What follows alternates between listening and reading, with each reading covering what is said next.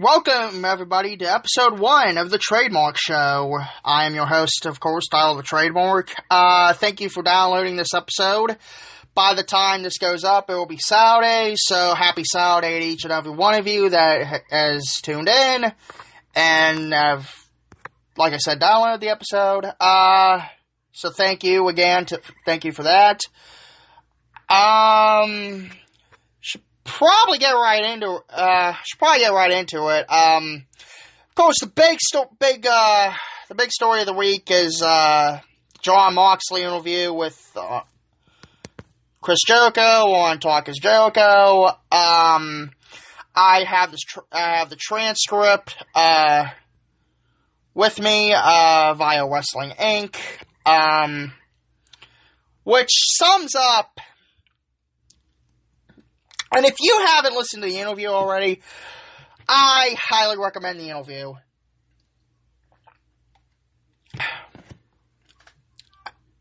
I think it goes an hour and 45 minutes or something like that. Could be wrong on that.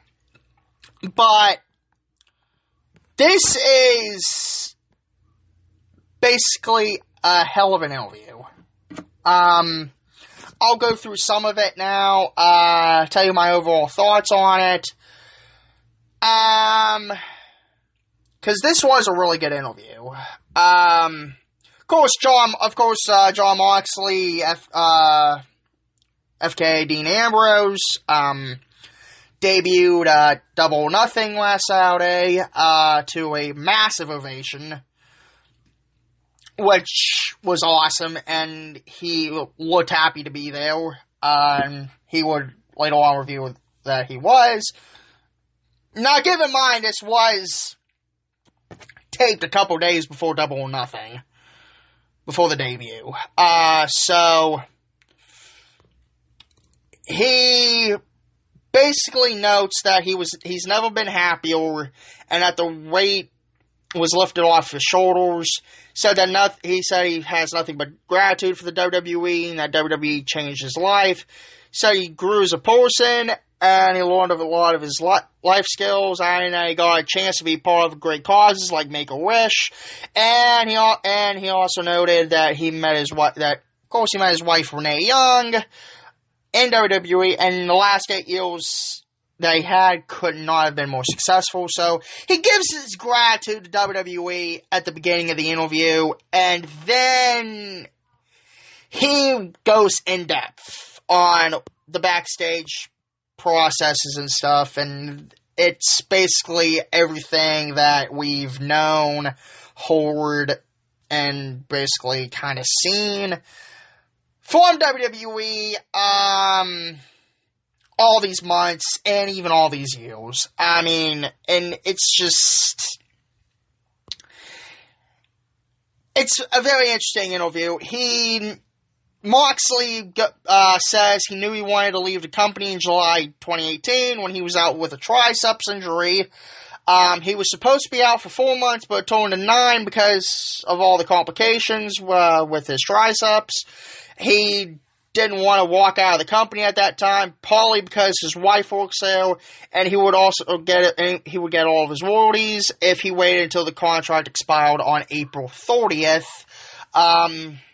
He also recalled once, and then he goes into getting the promos and stuff. He recalled one day getting in a scripted promo about him describing things that he did getting to the arena that day. He said that they weren't things a cool or relatable person does, but things that an idiot would do, like driving backwards on a street or eating pizza with a homeless person. He refused to do the promo and asked for it to be rewritten. Vince McMahon, who he goes hard into, and rightfully so, redid the promo, but put all the material back in. Moxley, this is also a recording thing too. He met with Vince McMahon, who thought it was such good shit. It's such good shit. And that's why people liked him. Moxley later replied, "So I'm an idiot." And McMahon laughed and replied, "No, that's you. You're different. Ha ha ha. I added that last part, but he also recalls the day where he started to count down the number of days they had left. Moxley, of course, was back from injury last fall, working as a heel against Seth Rollins. And as soon as he got to TV, several writers approached him with scripts. Theme was that Rollins would be calling him out to the ring throughout the night, and that he would have various promos on the screen before leading to a fight at the end of the show. He knew it was going to be a long day with the various promos, noting that pre-tapes could take up to 40 minutes. He goes on to say, they hand me these scripts. To my eye, it's a typical WWE script. There are a bunch of words, a bunch of big words, a bunch of goofy words. None of it makes any sense to me. We're not trying to tell any tangible stories or do anything to get any kind of characters over. Nothing that makes any sense to me. So typical. Moxley also said the promo he was most concerned with at the end of the show was in the ring, where he felt was absolute hot garbage pile of crap. Just was that the people were smelly and foul. Moxley could see Vince enjoying it. The thing that caught his eye the most was a comment about a pooper scooper. He said he wasn't going to say that. There was a process they had to go through to get it changed, but without having Vince seeing it, because Vince would have loved the pooper scooper line. One of the writers tried to get it changed to be more about needing a gas mask, because the town was disgusting. Moxley told a writer that it would be so much better if they were trying to tell a story instead of saying stupid things, and also later that evening, he would get notes from VKM. And this is interesting, too. Notes from VKM, which said that Dean needs to understand why he's insulting the audience and read the promo verbatim and not trying to rewrite them. To which Moxley said to a writer, "Why do I work here? I'm a professional wrestler who can tell stories and come up with the promos.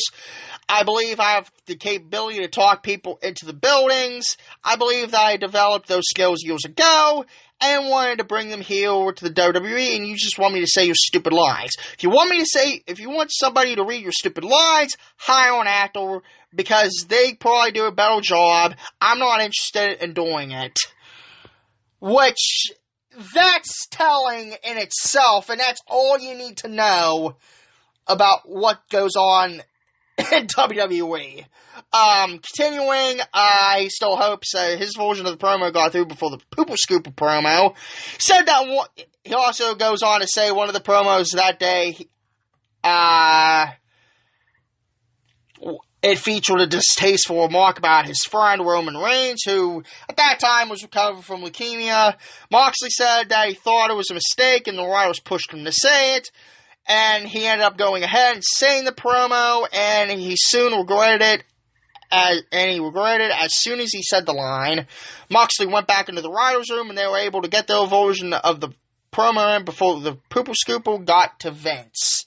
And I do remember the promo that he was talking about, by the way. It was the promo on the Titantron, and he basically, and I'm going to paraphrase this here, he says, Roman Reigns is currently meeting his maker, quote unquote. The promo, I think, is still out there, and that he immediately cringes, and he looks like he's gonna cry in that interview, which I can't blame at all. Why Roman Reigns was interjected in that storyline to begin with is stupid in its own part, because technically that was a beef between Rollins and Ambrose. Roman Reigns had no business being in not just the promo, but Roman Reigns shouldn't have been interjected in that storyline. And it was stupid for them to do that, and honestly, ultimately killed the feud dead, and as well as multiple other things.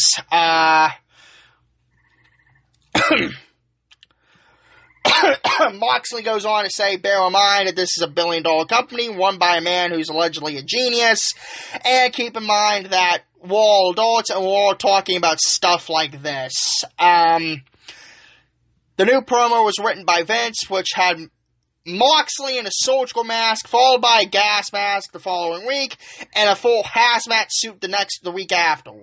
Moxley went into Vince again, felt exhausted, not just about that day, but the 6 years of explaining to, in his words, an old man, why that material was bad. They come to a compromise where Moxley wore a handkerchief instead. Moxley said he had no creative license and was just doing terrible crap. And he took off right after the show, had a drink, and recalled what a waste of time the ordeal was. He rejected the notion that talent today are afraid to go off script or get fired. He said he's never been afraid to get fired and always goes and gives his opinion. He said that he tries to convince the company that his ideas are better, but if he can't, then he goes with what's scripted because they sign his paychecks, and he tries to make the best he can. The line that he said, he's never been afraid to get fired and always goes in and gives his opinion, there was also another line too that I'll probably get into in a little bit, with what I'm reading. If anybody remembers the Stone Cold podcast from 2015 when Dean Ambrose was the WWE champion, and how Stone Cold just came off like an asshat during that entire interview, basically grilling Dean Ambrose, basically just making him look like a fool.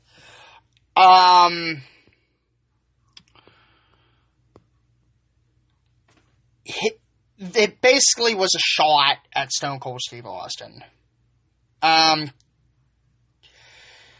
Moxley then discussed the day he knew 100% that he was gone from the company, which was basically the inaugurations. When they shot the promo of him in the doctor's office, getting the shots, that basically was Moxley's breaking point, and honestly, and also another one was a promo that had and I'm going to quote Moxley again here, this promo had a line about my actual friend who was going through leukemia that Vince wanted me to say, that he tried to talk me into saying, this is where I absolutely drew the line, and he said, absolutely not. I said, absolutely not. Moxley said that Vince tried to talk him into saying that the line a little bit, but he absolutely wouldn't. He actually didn't say the line on air. He said it is the worst line. I'm not going to say it on the air. I'll tell you after we're done. It would have been like a thing where someone would have to get fired. Maybe me. They might have lost sponsors like that, like Susan G. Komen and all of that. I don't know who wrote it. I don't know if it was Vince himself. If it was a writer and he's listening right now, you should have been ashamed of yourself. You wouldn't believe it. Which that in itself is interesting as well. Moxley said that he would have left WWE even if there were no other options. Even if they offered him $10 million, he said he still wouldn't have re-signed, because he goes on to say he doesn't live that lifestyle. He already had his truck paid off, his house paid off, his mother's house paid off. So that's where he drew the line to. Also, I think it was, I don't know, something about the Attitude Era line. The other line was that he took a shot to Stone Cold, to Steve Austin, was the Attitude Era, old school guys, all that stuff. I don't know. Listen to the interview, though. It's a great listen. It goes in depth on what Vince is and WWE as a whole. This interview basically exposed Vince as the guy that we all knew he was. A 73-year-old senile old fuck that shouldn't be running a multi-billion-dollar company. And Moxley proved it. And it's sad that he basically felt the way he did. He even said he was physically sick on Monday nights, which that's telling also. It wasn't a good scene all around, let's just say. But like I said, I'll give the interview a re-listen because it was that good of an interview. I enjoyed the hell out of the interview. Jericho, I don't know, the spliced in plugs that he did, they were kind of funny, to be honest with you, because every time he'd hear an interview, every time he'd go in depth about the interview, what Jericho would basically go and say, well, before you get into that story, I want to tell you about Omaha Steaks. I mean, it was just... But all in all, it was a great interview. I know people, like, on social media and stuff were comparing this to CM Punk. This was better than CM Punk, I think, in my opinion. Because Jon Moxley, basically, from day one to the day he left, was a company guy. He was a company guy for the WWE. Punk really wasn't. What the Art of Wrestling podcast interview with what the Cole Cabana interview did was basically Punk exposing just how shitty WWE's medical department is. Dr. Amon and all those other goofballs that basically send guys and gals out there and just basically with probably more severe injuries and just says, well, here's a Z-Pack, fuck off. But then you have the Dean Ambrose, this interview with Jon Moxley, and then it's basically a whole nother ball game. It's an eye-opening interview, and I know people out there were saying he's basically burying WWE and yada yada yada, which couldn't be further from the fucking truth. WWE is burying WWE right now. They don't know their ass from a hole in the ground, and I'll give you an example. Yesterday, and I even made a comment about this on Twitter, yesterday, WWE posted a promo from Stephanie McMahon, which looked like it was in the Stanford offices. She basically says that Brock Lesnar and Paul Heyman are going to be punished for their actions from this past Monday Night Raw. Which, excuse me, basically, in my mind, that basically says, so you're punishing them for being heels. Because she states the boombox, making the Money in the Bank briefcase into a boombox, which, by the way, too, is also something they approved on their t-shirts, so I don't think WWE's paying attention to the fucking merch. So, let alone watching their own product. So, and basically, Brock Lesnar not knowing that he has up to a year to contract, and basically what it kind of boils down to is that this coming Monday, Brock, I guess, is going to have his first match in over a decade against Seth Rollins for the Universal title. He's cashing his Money in the Bank. I think that might be an angle, honestly. I think that's an angle, but guess we'll see. But it does go to show you how just inept that this company is. And it's sad that creative and all that stuff. Creative has basically one job, and that's to write for Vince McMahon.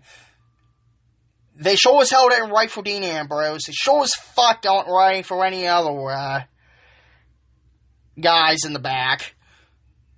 They're writing for Vince McMahon. And ultimately, at the end of the day, Vince is killing his company before he dies.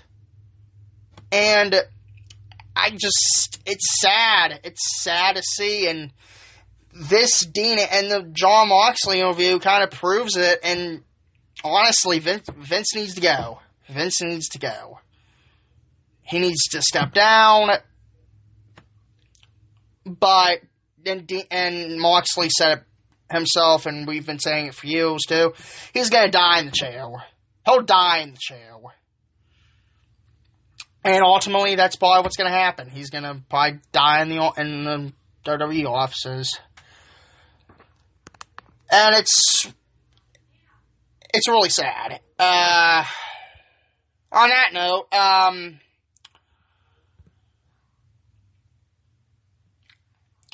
NXT TakeOver 25. Give you my thoughts on this, and also predictions as well.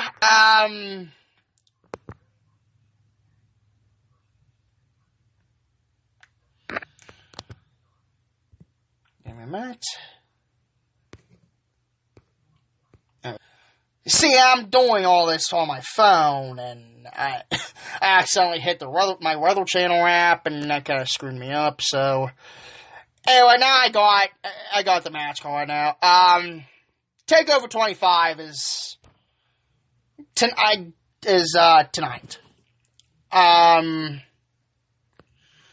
It's gonna be live at the Hart. It's gonna be in the Hartford Center in Hartford, Connecticut. This looks like a pretty good card. I'm not gonna lie, this looks like a pretty good card. Go right into the predictions. Matt Riddle versus Roderick Strong. I'm gonna have to go with Matt Riddle here because I think they're trying and pushing Matt Riddle to being the main event guy in NXT. Roderick Strong, I don't know what they're doing with him. I don't know if they're still doing the angle of the Undisputed Era, basically toning on Roderick Strong. I think, you know what? I think that's probably what's going to happen. I think the Undisputed Era is going to tone on Roderick Strong and giving Matt Riddle probably the win. Or they're going to do it after Strong takes it. Because either way, I can't really see Matt Riddle taking the pinfall. I just can't. We also got the vacant, the Lau match for the vacant NXT Tag Team Championships. Speaking of the Undisputed Era, the Undisputed Era, Fish and O'Reilly versus the Street Profits versus the Forgotten Sons, and versus Oney Lorcan and Danny Burch. This could be a good match,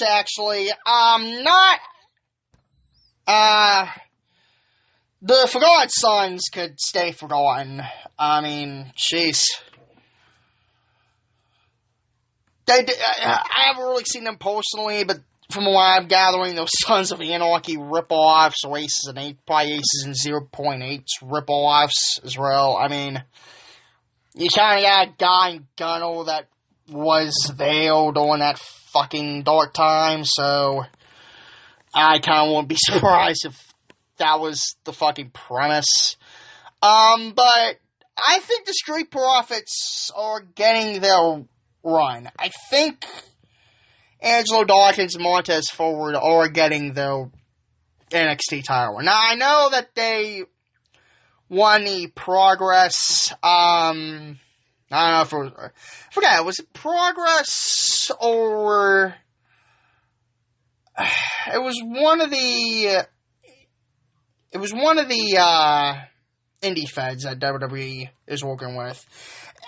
I think it might have been Gabe Sapolsky's promotion. I can't remember what the hell I can't remember what it is right now. So, they held the tag team titles there. So I think they're gonna get their run. I can't really see Oney Lorcan and Danny Burch winning this. Matter of fact, I wouldn't be surprised if Oney Lorcan gets called up here sometime soon, probably in 205. Probably in 205. Well, he's already on 205, I think, so I can't really see the Undisputed Era getting another run with the belts, unless they give them give Fish and O'Reilly back the belts and have the Street Profits chase. I'm still going with the Street Profits, though. I'm still going with the Street Profits. NXT North American Championship match between Velveteen Dream and Tyler Breeze. This is probably gonna be match of the night, right here. This is not just match of the night. This is a potential match of the year contender for me, because you got two of the best characters in Velveteen Dream and Tyler Breeze, who by the way is back in NXT full time.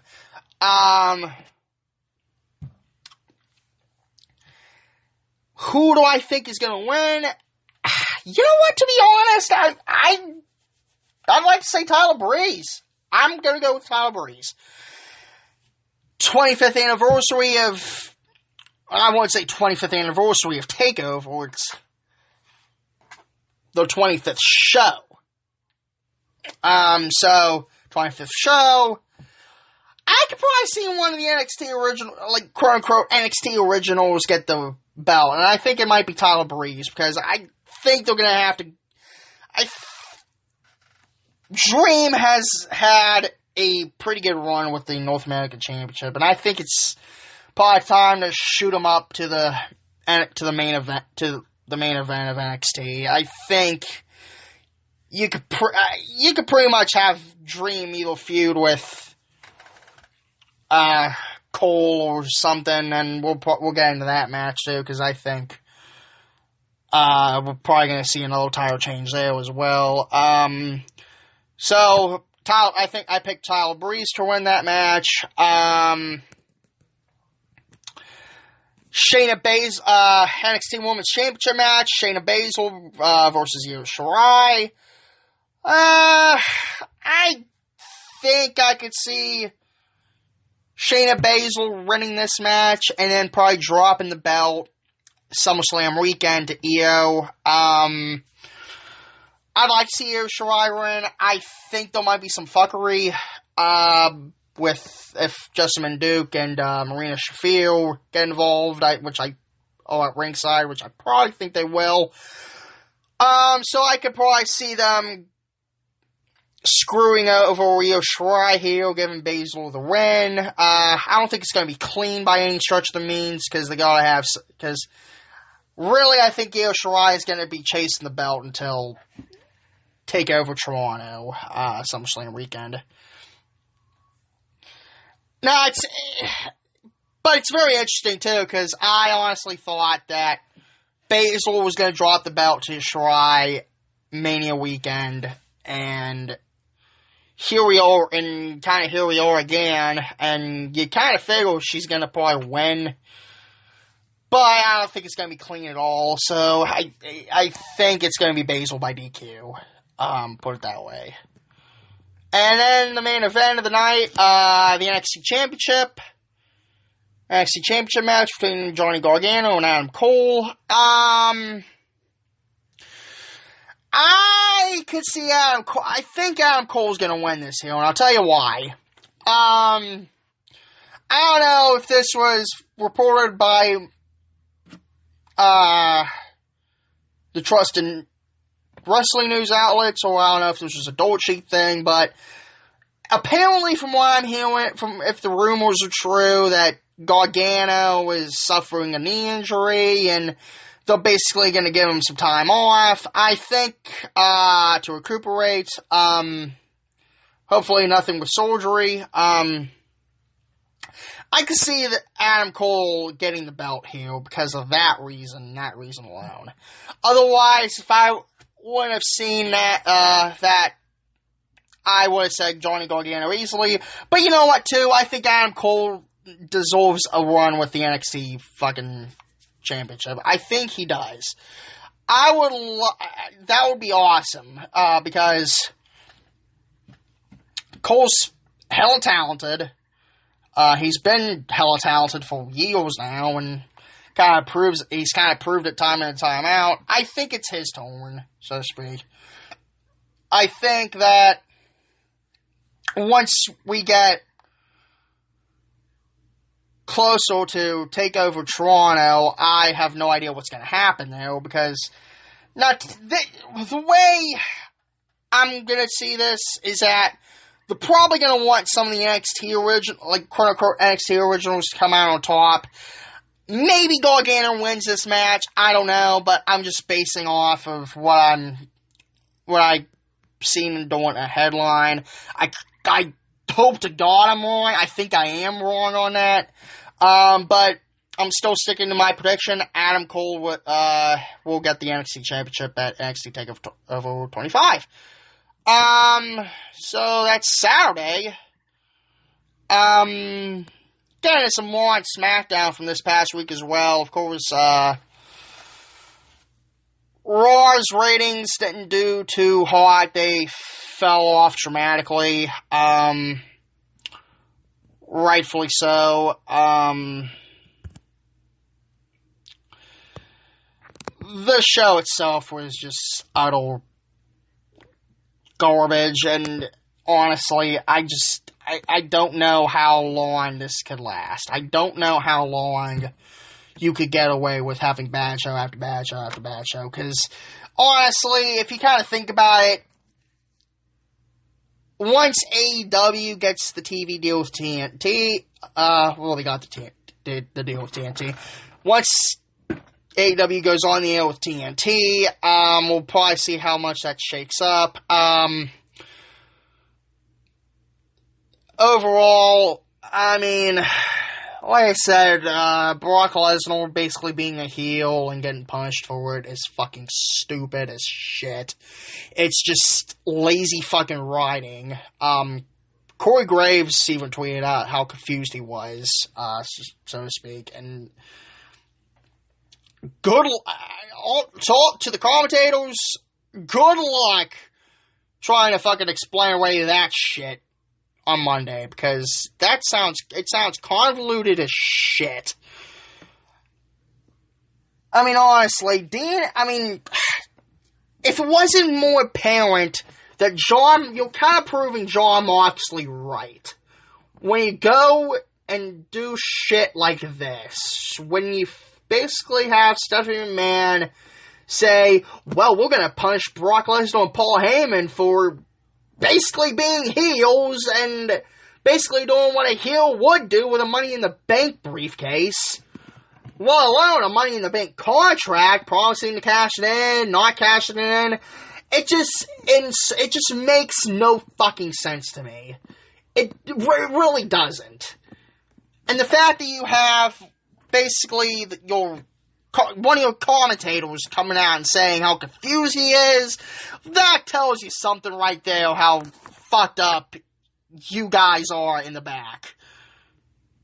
Seriously. I mean, it's inexcusable to me. It's really inexcusable. And the fact that, and also the electric chair segment, which basically was the high point of the night. I wouldn't even call that a high point. That was trash. That was fucking god awful too. I mean, you basically had untrained people with live microphones asking the dumbest fucking questions imaginable. I don't know if these were written. I don't know if the pressure got to that. I have no fucking clue. But this segment was dead on arrival. This segment sucked.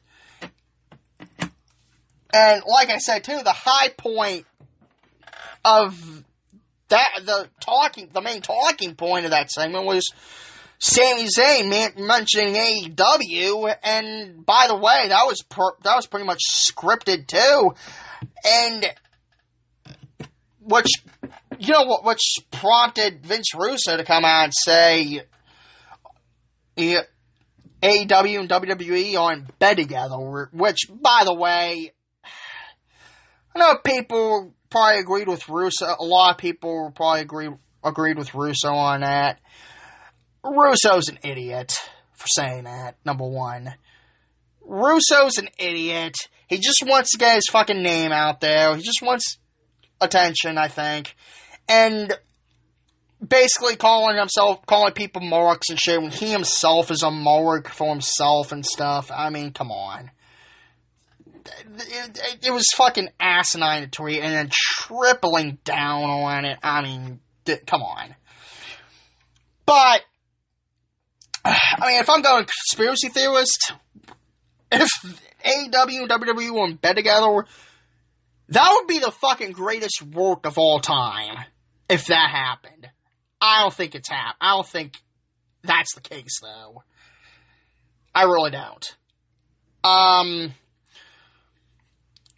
then you have people saying that and then you got the dirt sheets, like fucking ring shit news and stuff, saying that Vince McMahon was pissed off because Sami Zayn mentioned AEW, and which I don't get either, because Vince had to have okayed that. That had to have been scripted. Vince had to have okayed that. Unless if he was quote-unquote working the boys in the back, which is fucking stupid. If that's the case. I mean, but then again, don't believe everything you read. The fucking dirt sheets suck. I mean, honestly. SmackDown, was a teeny bit better than Raw. But high point was Kevin Owens and Kofi Kingston. That was a pretty good match. Overall, these shows, I don't know. These shows seem so phone in, and it's not going to get better from here. And by the way, speaking of Raw and SmackDown, this coming week, keep a lookout for this coming week, because I will be doing Raw and SmackDown reviews after every show, from this week on. I will be doing separate reviews for Raw, and I'll be doing a separate review for SmackDown, so keep a lookout for those as well, because I think those will be fun as well. I really do. I think that having Raw and SmackDown fresh in my mind will help, probably with the talking points and stuff as well. And overall, it's something I wanted to challenge myself. Kind of like this show, really, with what I'm doing with this show as well. I want to challenge myself. I want to have my voice out there as well, voice my opinions, and all that other good stuff. On that note, I want to get in a few shout-outs before I do anything else. Mondays, DTKC show, Don Tony Kevin Castro show. Catch them Mondays 11:15 on Mixlr. My friends, Luke and Sam, Transcontinental Project, catch them 10:15 live on Mixlr as well.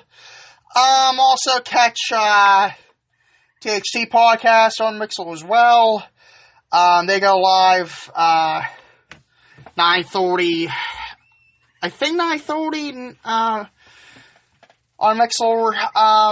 Yeah, 9:30 kind of sounds about right. And also catch Julian Cannon and Rob on the Wrestling Court. They go live before Wrestling Soup around 8 o'clock, I think it is. So check them out. Of course, check out Wrestling Soup as well. Anthony Missionary Thomas, Joe Numbers, and sometimes John Draper. Every Thursday at 9:30 on Mixlr as well. And following them, WNC Super Party with Papa Dave Sincere, Johnny Florida, sometimes Johnny Florida, Michael Corvin sometimes, or wherever the fuck he's calling himself these days, Michael Landolone, whatever the fuck. Also, Old Man Jenkins is on there sometimes too, so check those guys out as well. It's a lot of fun, I was on there, I made an appearance on there once. Could probably do it again at some point, I don't know. And also on Fridays, I know we're on hiatus right now, and catch him on Wednesday. And if you're listening in France, catch him out as well on Wednesdays.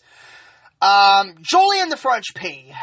Check him out. If you speak French, if you understand the French language, check out his French show. But if you're American like I am, check me and him out when we go back live on the air. Don't know exactly when that is, but when we do, Fridays at 4 o'clock on Mixlr, 10 p.m. French time as well. Also, shout out to I forgot to plug him as well. Shout out to Drew Yori as well for the Drew Yori show Wednesdays at Wednesdays on Mixlr. Oh shit. Catch the Drew Yori show on whatever podcasts are available. He's got a cool show as well. He's pretty much another one of my good friends. Well, good supporter of what I do and of what we do and of what me and Julian does as well. Same thing with Luke and Sam. So check all those guys out. Get into some questions. And, by the way, if you want to send questions, follow me on Twitter at Ty the Trademark. You could ask me question when I tweet, when I'm tweeting on one of my tweets. Or I'll just tweet out another thing for questions as well. I might set up I don't know if I might set up my email as well.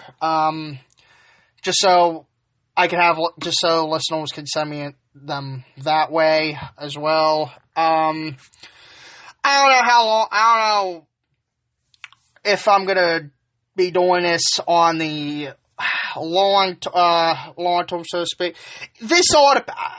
I want to do questions on the air. I don't know how long it's going to be. I don't know how long it's going to be.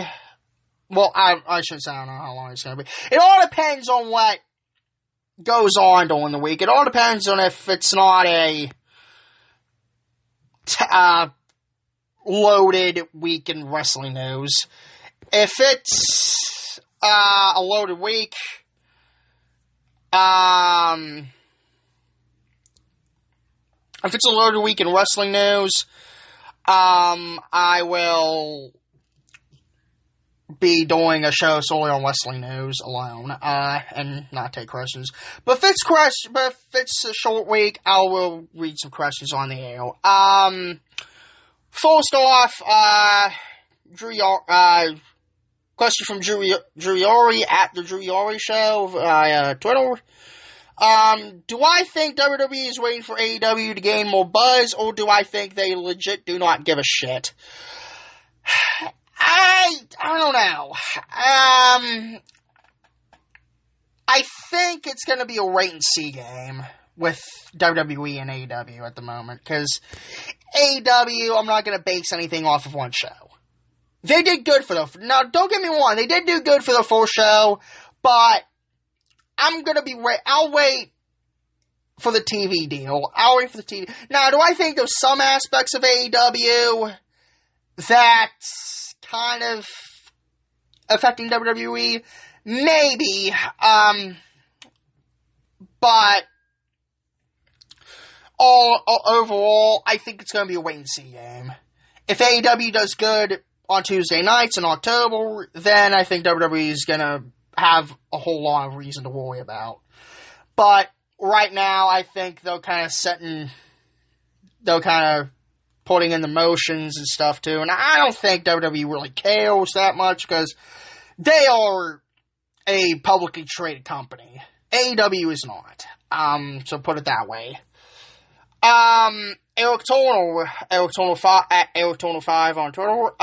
Thoughts on the look of the AEW title, and who do I think will be the first champ? You know what? A lot of people gave the AEW title a lot of shit. I actually kind of like it. It looks like a pretty good championship belt for what it is. Didn't really help that Bret Hart kind of botched the reveal by not putting it on the hard camera. I just think that whole entire thing looked awkward as fuck, too. I mean, that just... that did Bret no... I don't think that did Bret any favors. And that's not a knock to the guy, personally, but he honestly. And who do I think will be the first champion? This might be, I don't know, this might be, I'd say Chris Jericho. It kind of, you know what though, it all depends on when the match is. It all depends on when Jericho versus Hangman Page is. If Jericho versus Hangman Page, that Fight for the Fallen, then I'll say Hangman Page. But if it's going to be at All Out, which I'm pretty sure it might be, it's the next big event. Plus, it's the last event before the TV show, and I think they want not just the I won't even say the executives. I think they want fans to tune in that with the big name holding the belt. They want fans to tune in. I don't think Hangman Page is going to draw the numbers. Chris Jericho will draw the numbers, though, I think. So, with that estimation, I think it's going to be Chris Jericho. I do. I don't think it's going to be a long title run. I think Hangman Page will probably chase for the belt, and he'll probably get it maybe doing a TV taping, or I don't even know how they're going to do this. I don't know if it's going to be a live show. I don't know. There's still a lot of questions with that also, so I think that overall the AEW title looks pretty good, and Chris Jericho will be the first champion. So I'll put it that way. Speaking of podcast shoutouts as well, Luke Borch on Twitter, at BorchBorch1875. Would I ever be willing to do individual match reviews? Not really. I mean, like, if you're talking about, like, individual, like, UFC and stuff, individual fights, then, not really, but if you're talking about, like, normal, like, you know, what a normal review is, like, a normal, like, say, say, Brock Lesnar versus Seth Rollins on Monday Night Raw. Just throwing it out there. Would I be doing a match review? Yeah, sure, but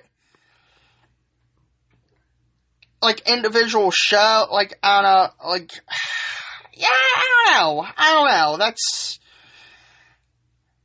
I guess basically because you kind of have to do individual match reviews for a Raw review or a SmackDown review or even a pay-per-view review for that matter, which I'm not doing.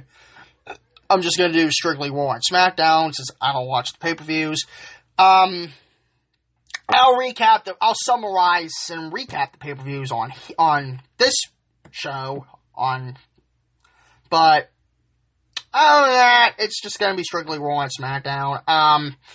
So yeah, I probably will do individual match reviews, but I'm just not going to go in depth on those because they're just TV matches, and really, it's just not really that much to. And that's pretty much it for the questions. So, I ain't bad at all, clocking at 52, 54. Okay, so I guess it's not bad. So, I guess I could probably wrap this up here. Follow me, again, at Ty the Trademark on Twitter. Also follow me on Instagram at the Trademark, at Ty the Trademark, Tyler Trademark, I should say, on low cases and all in one sentence. Hope you guys enjoy the show. I think this is going to be a lot of fun. I really do. This is a challenge for myself personally. Same thing with the Raw reviews and the SmackDown reviews.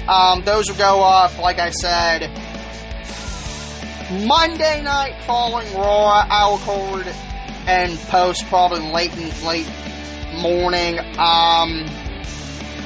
And same thing goes with SmackDown. Thank God SmackDown ends a lot earlier than Raw. I honestly don't know how people do that, but oh well, you know. But anyway, also go check out the shows I just mentioned. Wrestling Soup, Don Tony Kevin Castro Show, Drew Yoli Show, THT Podcast, Transcontinental Project, WNC Super Party, Wrestling Court, and also FC Podcast USA with yours truly and Julian the French P. For myself,